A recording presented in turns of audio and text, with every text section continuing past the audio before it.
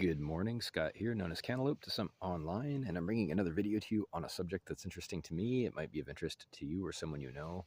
And I want to talk about my personal feelings regarding the death of ancestors, for lack of a better way to say it. And I want to connect it with some other ideas in this video. It's not going to be a super long video, but there is a very good reason, I think. I'll just get right to the point. There's a very good reason people aren't required to grieve all of their past ancestors who have passed away.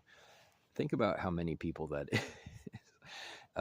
It would be overwhelming. It would be such a tremendous burden that nobody would be able to function. It would just be a full-time job, grieving and lamenting and remembering and commemorating. And it's not for the living to do that because for obvious reasons, practical reasons, but more than that,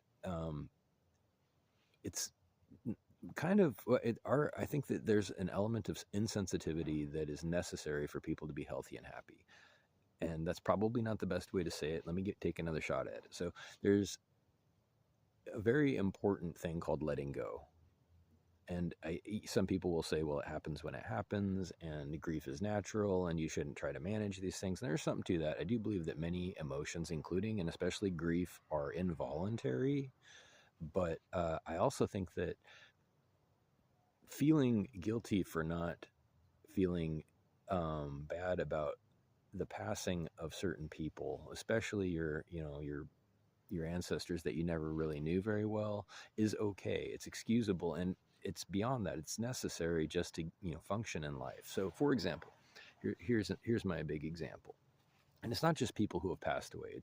It's compassion towards your fellow community members, your neighbors, your friends and family as well, and even on some level yourself, I suppose. But consider this extreme that somebody could fly to, and it'll help illustrate my point. A very sensitive, conscious person who has, an interest in child welfare, who takes an active role in donating to charitable causes such as pediatric cancer research, or just for example, I'm just coming off the top of my head with this. So this person starts, visiting young cancer patients. Okay, it sounds great. Now hold on a second. Here's my point. They sound like a really good person, and it sounds like the more the better, right? The more interest and the more contributions they make, the better. Um, so this hypothetical person, starts, photographing people and spending time with these kids, who are terminally ill, stage 4 cancer, or whatever. And honestly, what gave me this idea is I get these pop-ups every once in a while on my phone about these terrible cases where you see just a 2-year-old with stage 4 cancer, and I'm thinking, okay, no, I understand it's tragic, but okay, so back to the story. This person hypothetically spends time with these kids, donates their time and money, and starts decorating their house with their photos, and starts to just live in this space where it's constantly tragic. It's centered around death and disease and despair and loss. And I think that while a person can adapt to that environment, they're not supposed to. In this natural life, no human being, no mortal person is required or expected to surround themselves or to be so sensitive towards suffering of others that it contaminates their own experience, for lack of a better way to say it. I do believe that every individual is entitled, has a God-given right to pursue their own happiness, which sometimes, unfortunately, means ignoring the needs of others.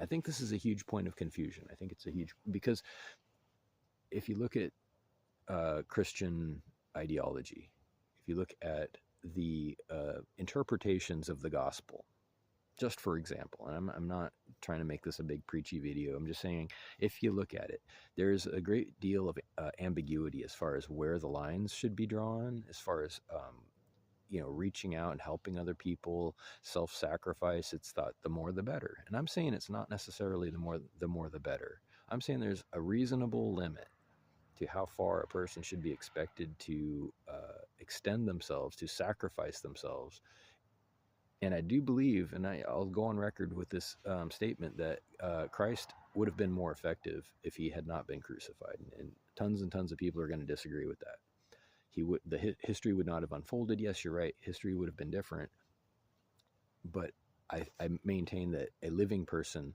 is more valuable and impactful than a dead person, regardless of how history unfolded, regardless of the actions of others following his crucifixion, his alleged crucifixion. Heard a couple of different versions of it. I'm just saying, I don't think that it was the best case scenario. I'm going to be honest, and I don't believe that it was an example to live by, where somebody should literally kill themselves if it helps other people. I don't believe that that's reasonable or rational. I think that it defeats the purpose of being alive, because the individual yourself, that is, has just as much value and reason to be happy and healthy as the person you're helping. Okay, so and there's a bigger idea here, a practical idea, where you have to be strong yourself in order to uplift other people. If you're sacrificing so much, and if you're so sensitive to the suffering and surrounding yourself with so much misery and despair that you can't be effective enough to continue to support people, well, it's kind of like you have to take care of yourself before you take care of other people. And they tell you this on planes. Affix your own oxygen before you put it on your person next to you, whatever. I mean, they actually say this, and they used to say it in every flight. If for some reason the oxygen thing falls down, you have to put yours on first, because the instinct many times is to help your neighbor first, your kids or whoever. It's not the right thing to do. Sometimes people overextend themselves. And I'm just over almost at 7 minutes, so I think I'm going to wrap up. But there's such a thing as giving too much. There's such a thing as neglecting yourself and your own path and your own experiences, and understand that those lines are not even visible to other people. The decisions that you make as far as how much you give and to whom are not up to other people. They cannot be, because they don't see things necessarily from your perspective. That they will take, and they are supposed to take from you, everything you give, up to and including your own life. Understand that they will take everything, and they will never stop. They will continue to take and take until you are dead, because they're supposed to. You have to say enough's enough at some point. There's such a thing as being overgiving, over tolerant, over patient, over compassionate, if it is having a seriously detrimental effect to your own quality of life. That's beyond. It's too much. So something to think about. And there are heroes. I know I said that was my last point. But there are heroes. The people who do pay the ultimate price to save someone else. They sacrifice themselves, and we remember them fondly. But it's bittersweet, right? It's bittersweet because as fondly as we remember them, they are still missed.